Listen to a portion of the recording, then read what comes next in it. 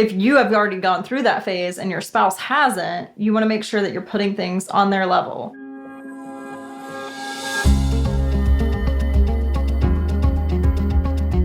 Welcome to the On Purpose Investor Podcast with your host, Eric and Tiffany Vogel. We spent several hard years building a rental property portfolio so we could have more time with our family and live our ideal life. Finding your path can be difficult, so we're here to help guide you along the way with lessons, tips, and tricks to design and implement your dream life through real estate investing. Now sit back, turn up the volume, and get ready for this episode of the On Purpose Investor. Welcome back, Pathfinders, to the On Purpose Investor Podcast with your host, Eric. And Tiffany. Great to have you back to episode 11. Today we're going to be asking the question, does your spouse share your vision? Before we get started today, I'm going to give a brief disclaimer. Most of our conversation today is going to talk about your relationship with a spouse, but it's not limited to just a spouse. It could be any support person in your life, no matter who they may be.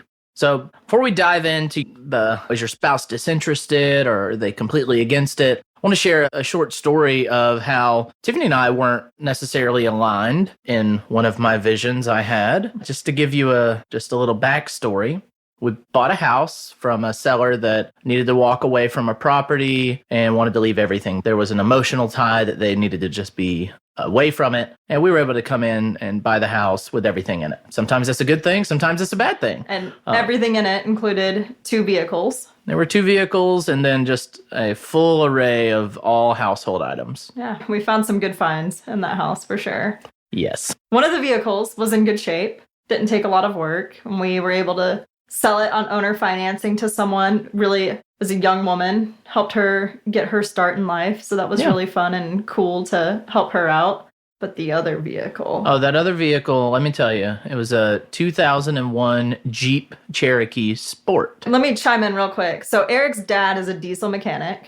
Eric grew up learning how to work on cars to the point of go walk to the parts store to buy this thing you need to fix your car with no real guidance. Like he was just kind of thrown into it and told to figure it out. And his dad was there to help, but yes, it was very... And I had a Haynes manual usually to walk through and figure out, okay, how do you do this? Oh, it's in chapter 6. So I would walk through a Haynes manual and really self-figure out how to work on these vehicles with my dad's guidance. And when I saw this Jeep, I was like, oh, wow, this is great. Plus you had a Jeep that you loved. And it got totaled. That's right. So this was a very sentimental moment. It was. And one day I was out there letting the cars idle because I would only go to the property once every other week or so. And just wanted the cars to idle so that they could, just run. And one day when they were out in the backyard idling, the Jeep exploded. The radiator, one of the hoses exploded and it just made a big mess. Goo everywhere. Right. And I didn't have all of my tools and stuff up there to work on it. So I rented a U-Haul trailer and towed it to the house. And to add some context, at this point, I was 8 months pregnant roughly with our first child. So the car was packed up for the hospital. Everything was ready to go. And Eric decides he's going to start tinkering on this car. Yeah, and I pull it to the bottom of the driveway where I'm not blocking anyone, and I pull the radiator out. I replace the radiator. I put a new thermostat in it. I do all the mechanic things to it. Our driveway is a straight shot. It's one lane. There's a fence on one side and house on the other. So there's no, if the car's blocked in, it's blocked in. You're not getting it out unless you've got a crane. Yeah, so I work on this Jeep, I get it running, and, occasionally I need to take it out of the driveway and drive it a little bit to see how it functions, to see if there's any other work that needs to be done. And intermittently, I would park it behind Tiffany's car, knowing that, I can move it because it was running, I can move it. And this one night, I needed to do a flush on the radiator, which meant taking the thermostat out and having to get a new gasket and whatnot. So I pulled the thermostat off, and the gasket broke, so I knew I needed to get another gasket, but I flushed the radiator, and I needed to get to the parts store. Thing is, Tiffany's car was blocked, but I still had my truck over on a side street, so I went inside and was going to go to the parts store to get this gasket, and she said, no, I don't think you need to be leaving. I'm about to be going to bed, and we need to be ready for this baby to come. Yeah, I had some contractions. We'd already been to the hospital a couple days before. Baby wasn't coming yet, but we knew it was kind of one of those any moment now the show was gonna start. So I go to bed, and an hour or two later, my water breaks. And I yell for Eric, and Eric had just come in. But the problem was my car's loaded up with everything for the hospital. The car seat, all the bags, my big yoga ball, all the things we needed. But you can't get it out because the Jeep's in the way. And the Jeep wouldn't run because I needed the gasket. And I had told him, do not block my car in because we might need to go to the hospital. And he did. Yeah.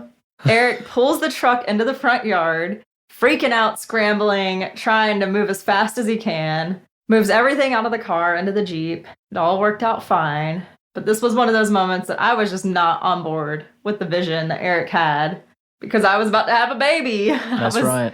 A little focused on something else, but it all worked out. We wound up selling the Jeep to a nice guy, made a little bit of money on top of the significant income we made on flipping the house. So it all makes a good story for the memoir one day. But all in all, she wasn't necessarily on board with my vision for this Jeep because it was a smoker's car. It was nasty. It was cruddy. And all I wanted her to do was to ride around in this Jeep that I was fixing up. And I was very proud of it. I loved working on this Jeep. I enjoy working on cars in general. And my vision sometimes is restoring old things. I think that's why I like renovating houses so much, is that I get to bring old things back to life. And I was not about sitting in a car that's sticky with nicotine tar from 15 years ago while I'm 9 months pregnant. yeah, so we were unaligned on that vision. And ultimately, it led to a little bit of a crisis situation. Even though she wasn't on board with that vision, that part of my life, we still maintained a healthy relationship somehow. Right. Well, so today we want to talk about some tips you can use when your spouse is just kind of disinterested in your vision and your business and what you're trying to accomplish and how to get some more support. And then also just talk through when your spouse is against what you're doing. Like they have hesitations and it's not just that they're not supporting, that they're actively saying, they don't want you to pursue this path. Yeah. So first we'll start with your spouse is disinterested, but they're neutral. Yeah. How do you either gain more support or get them involved a little bit? So I think including your spouse, involving them in the business is key. We recently just wrapped up a project and Eric was fully in charge of all of the renovations. Usually I had a little bit of a hand in it, but having a son and managing everything else I'm managing, I just didn't have bandwidth to be involved this time. So the house is 5 minutes from our house. So probably once a week or so, Eric would take me over, show me the property, let me see the progress that was happening. So I'm not just over here writing checks thinking, man, so much money's going out. I get to see the tangible proof of what's happening. And we'd take Otto with us. So he got to see the house and run around, and obviously when there weren't tools everywhere and nails. We also would make a trip to the park after and let him play, and all of us as a family got to enjoy some time together before the end of the quote-unquote work day. Right. So we converted Eric's time at the house. He would tinker and do a few things he needed to do and just kind of inspect the work of our crew. But he involved me. Our son got to play a little bit at the house, and then we also made it into a family event by going to the park after. Right. Experiencing success for yourself is great, but sharing that success with your significant other or spouse makes it that much sweeter. Lonely is the man on top of the mountain when he has his riches and success by himself. But you put that man or woman on top of that mountain of success with their family or loved ones around them, and there you have a fulfilled person. So in bringing your spouse to your projects, including them on different ventures that you're doing, you get to share that success with them. And this is if your partner is disinterested, but they're neutral, they're quasi-supportive. So we went on a cruise 2 years ago. It actually just popped in my Facebook feed. That was 2 years ago. And I remember one of our friends brought his wife, and she joined us for the exchangers meeting. That's right. And for those of you that don't know, an exchangers meeting is where you come with something you have and trade it for something you need. So you might trade a course or a seminar that you have to offer for an option on a house, or it's really just exchanging without using money as the medium of exchange. Right. And this friend's wife she got engaged and in it, and she was having an absolute blast in this meeting. Right. And I think it really got her engaged and involved in the business in a way that she hadn't been previously. Right. And we don't know that necessarily, but it was great to see her get involved like that. Yeah, it was really fun. Other ways to get your spouse a little more on board is scratch their back, and maybe they'll scratch yours. Yeah, so I know Brandon Turner from Bigger Pockets talks a lot about how he got Heather on board. And he says he asked her to read Rich Dad, Poor Dad in exchange for reading the Twilight books. He had no interest in reading them, but in order to get Heather on board, he was willing to make that sacrifice of his time to get her to read the book that really shifted his mindset. And that's not necessarily just scratching each other's backs. I think it's showing a mutual respect Right. for what each other likes. Yeah. I'm not good with the Words. vocabulary stuff sometimes. If Tiffany asked me to read something in exchange for me wanting her to read something, or if I wanted her to help me on a renovation and I said, I'll help you do this if you help me do that, I think it's offering yourself and your time and your mental energy. If you can give that to your spouse, that's a huge sign of respect and a huge sign of, I want to be in this with you. Yeah, it's making a sacrifice because you're asking your spouse to sacrifice something. So it's the give and take that goes in a relationship. Yeah. And one of the last things I want to talk about is create an easy understanding of what you're doing. Because everything real estate investing wise is not easy to understand. There are so many different facets to buying the property. There are thousands of ways to buy a property. There are thousands of ways to renovate a property. The list could go on and on about how different it could be. And you might understand all of them because you surround yourself with real estate investors that talk this language and you can communicate it very well. But if you go home and you're speaking to your spouse and you're talking about utilizing options and ARV and Reno budgets and you're talking in a language that they don't speak. That's if you go to a restaurant that is ethnic of sorts and they're using a different language, it can probably be frustrating sometimes to try to understand what they're saying. But if they were speaking to you in a way you understand in your language, you feel more comfortable. So find a way to communicate in their language. Yeah. Yeah, I know when we first started going to our local meetup, we would always call each other after the meeting and just try to digest because there was so much vernacular that we didn't know. So many things that were just above our heads. And we were deciphering through it together. But if you have already gone through that phase and your spouse hasn't, you want to make sure that you're putting things on their level and speaking to them on where they're at. I mean, you wouldn't talk to your fifth grader like you would a college student. So treat your spouse with the respect to show them, I understand you're here at this different level than where I am right now. Let me carry you up to meet me where I'm at. Right. I like to call this the KISS method. And a lot of people use the KISS method. Keep it super simple. Or as most people I know say, keep it simple, stupid. Or keep it stupid, simple. Another way to make it easier for them to understand is to show them how when you do a renovation, show them on paper. Here's how much it costs. Here's how much it costs to purchase the property. Here's what it's costing us to renovate it. Here's what the outcome is going to be. And here's how we as a partnership or a relationship or our family, here's how we are all going to benefit from this. Yeah. And when you can share in that benefit, they will likely be supportive of it.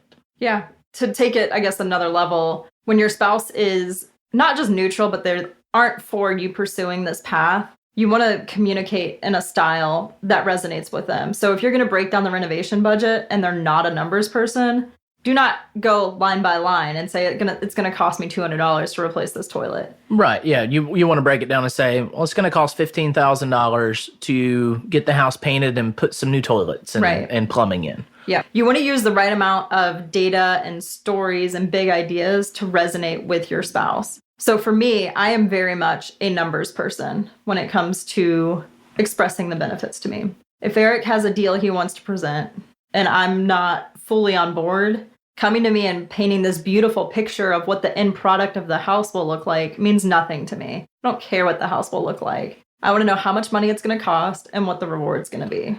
The day I put an ROI at the end of a spreadsheet was the day I knew I won. Right. Because when I was able to show a good ROI on a project And she said, well, when are we offering? Right. I was like, oh, this is how I communicate well with her. I don't just tell her, oh, it's going to be a fun project and we're going to make great income off of this home.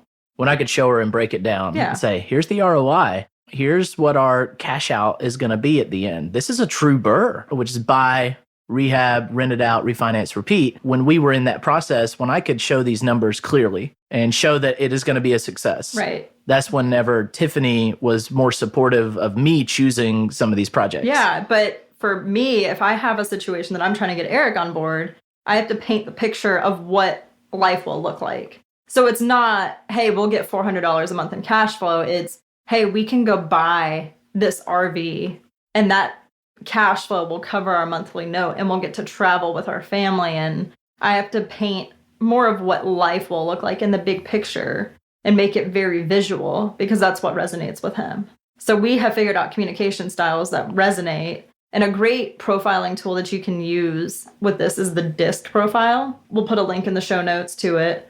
But it breaks down the best way to communicate with someone. And we used it a lot in my W-2 in the sales process. Because if you have someone looking for numbers, you want to give them numbers. But if they're not a numbers person, they're a big idea person, giving them numbers just makes them want to jump out of the window, basically. Yeah. If you came to me with a project and it was just numbers, I wouldn't even think about doing it. No, you just glaze over. I'm like, well, I don't really know what I'm looking at.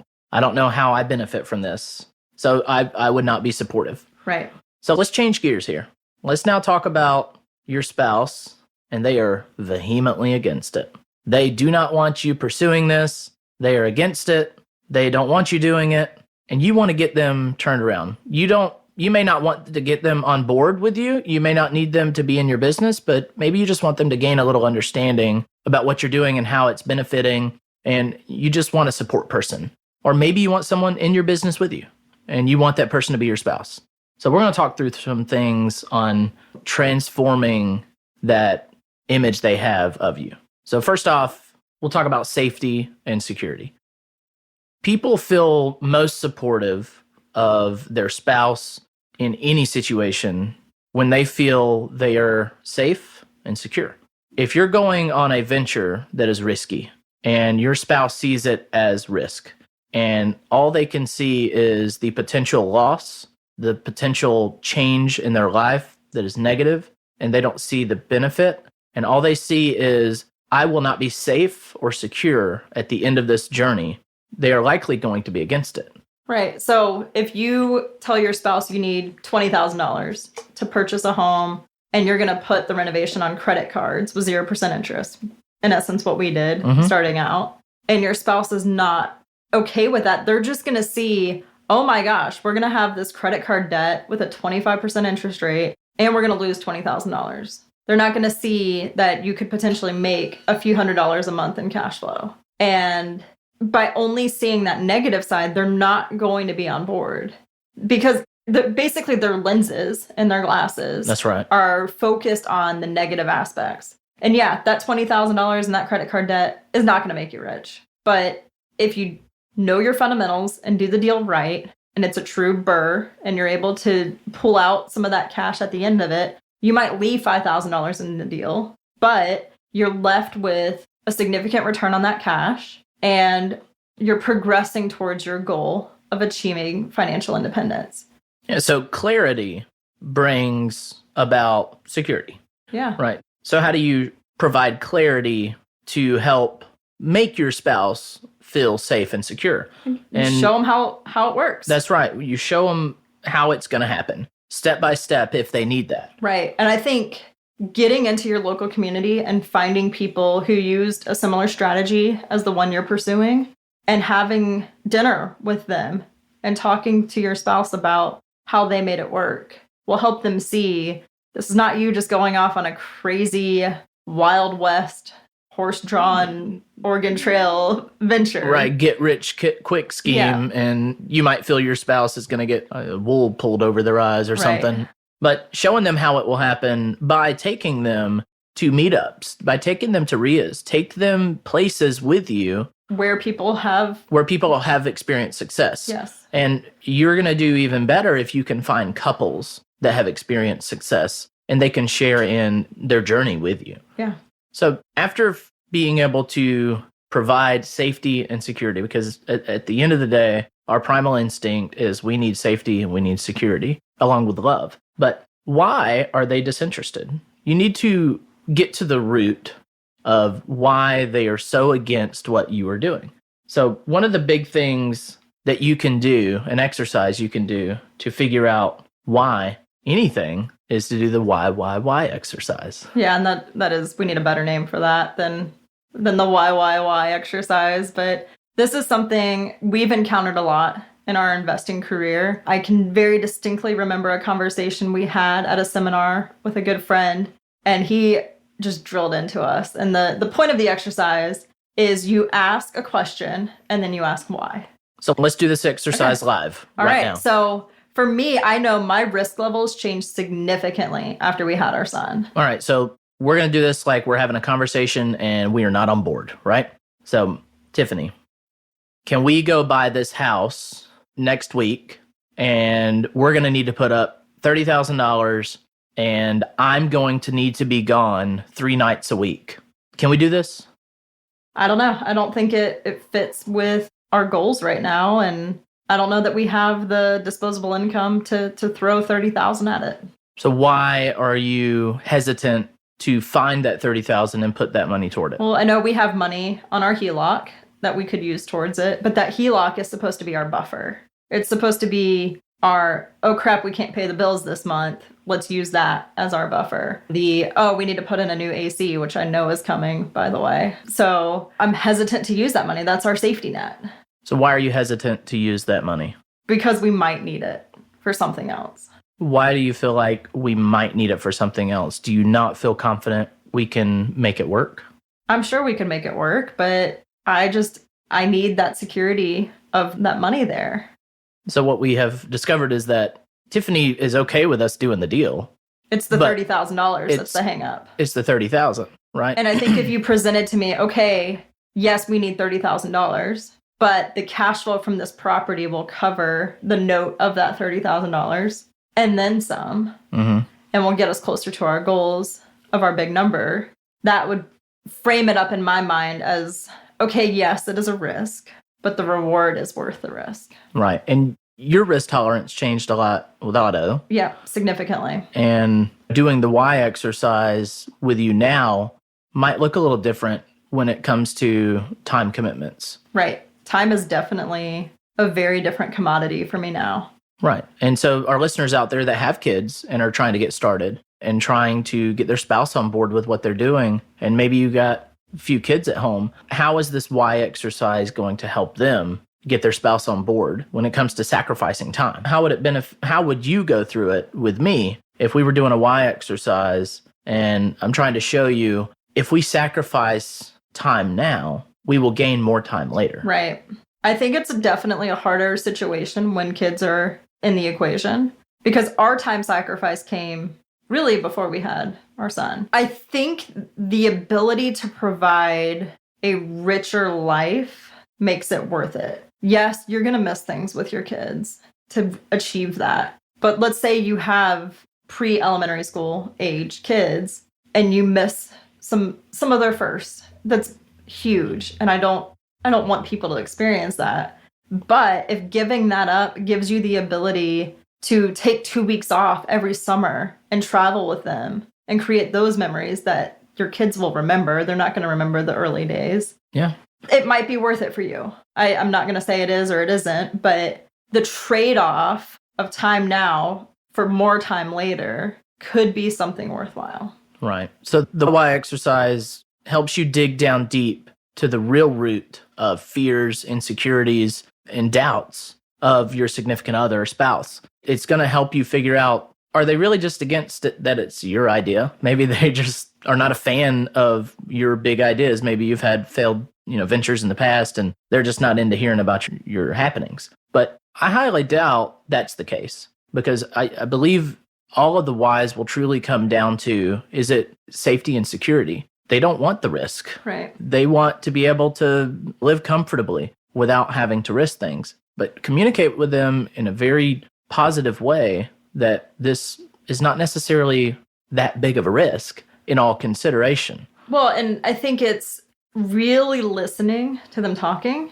and then communicate what you heard back. Because I know we've done this exercise and you communicate something back and I'm like, that's nowhere close to what I said. Like, you heard something crazy. And there's this exercise we are going to be starting soon. The I said this, you heard that. And that's an exercise that we'll probably talk about it on future episodes, how it went with us. But effective communication is tough, especially when you're communicating in a different language. You're not speaking to them in a way that they understand. Right. So communicating effectively is important, but communicating consistently is even more important. It all comes down to respect at the end of the day. Yeah. And try to put yourself in your spouse's shoes and really understanding where they're coming from and their fears and hesitations and putting yourself where you were when you first started.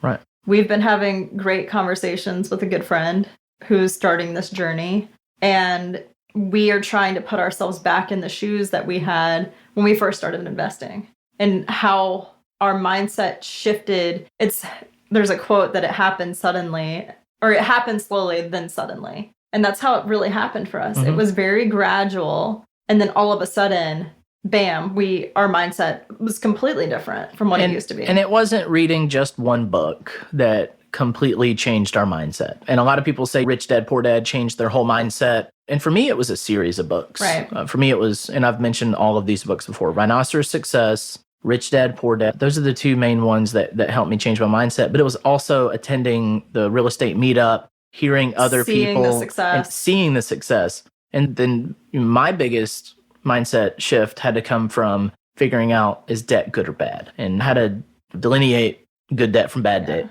So really putting yourself back in that place, because it's almost like once you cross that threshold, it's hard to go back because we view money in a completely different way than we did 5 years ago. That's right. So try just giving your spouse some grace and working with them where they're at, and offer them some incentives is another great strategy that I've heard. Yeah, you get a big payout on a flip or a cash out refi, or you come into some money, set some of that aside for your family. Yeah. For your spouse. So I've heard of people making $40,000 on a flip, and then they go blow $5,000 on a family vacation.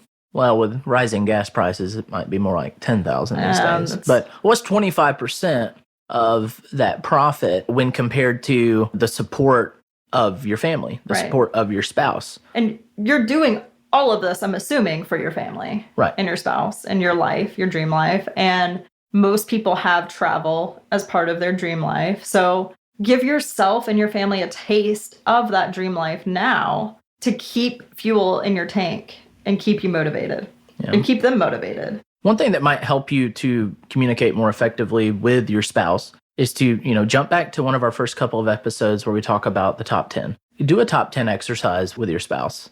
See what drives them. See what motivates them. You probably know your spouse pretty well, but do you really know what makes them truly happy? There's 10 lines on there. And I'm going to put a link to our top 10 forum in the show notes. And print it out and just sit down with your spouse and do this exercise with them. I think it'll be very helpful, and you might see that you don't know everything that makes them happy, or you don't know how to effectively communicate, and you don't know what makes them feel safe and secure. And so by getting the communication down, by being able to foster to their needs, I think you're going to see that your spouse is going to be more willing to get on board. Yeah. I think a lot of times, not just you don't know what your spouse wants, your spouse doesn't even know what they want. Yeah. I know for us, like when we started, doing the top 10 was really eye-opening for each of us. And even now, so much has shifted in our life that I feel like we need to just kind of reset and maybe redo our top 10, redo our vision, and make sure we're working towards the right goals, because a lot has changed in our life in the past year, and having a kid turns everything upside down. Yeah, it does. In a great, hectic, chaotic way. And revisiting that top 10 and your vision frequently is important to keeping you on task. So hopefully you could take what we talked about in this episode to apply it to your life. Whether your spouse is neutral, disconnected from what you're doing, they're not necessarily against it. Or maybe you're on the other side of that and your spouse is vehemently against what you're doing and they're unsupportive. Hopefully these tools that we've talked about today, you can get your spouse on board. All right. Well, that's all we have. So thanks y'all for hanging out with us and listening to us talking about, does your spouse share your vision? How can you make the time you spent with us worthwhile? Is it finding your spouse's communication style? Introducing your spouse to your business and goals? Finding a way to show you'll be able to provide for them, or something else? Don't let the time you just invested go to waste. You only get one life, so live it purposefully. That's all we have for you today. See you next time. Are you ready to discover and build your dream life? Then it's time to become a Pathfinder. Head over to onpurposeinvestor.com and sign up for our newsletter to get tips and tricks to help you find your path and get the latest from our blog. If you haven't already, we'd really appreciate an honest review on your favorite podcast app. If you're enjoying this show, share it with friends, family, and fellow investors. See you next time at the On Purpose Investor Podcast.